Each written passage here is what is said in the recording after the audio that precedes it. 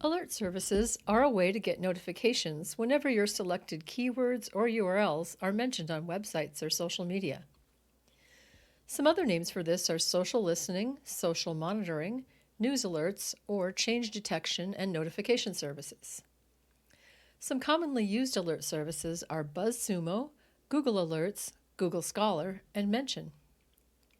These services are typically used by companies to inform their social media strategy, but you can use them to find references to your digital collections. You may even find places where specific images from your collections are being reused, if those images have captions containing keywords from your alerts or if a site refers back to yours. These services will send you email or in-app messages with links to sites where your keyword, phrase, or URL is mentioned.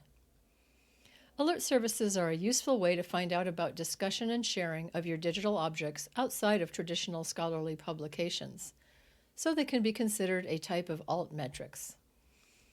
Once you've gathered this type of data, you'll need to analyze it and integrate it into your stories that explain your collection's impact.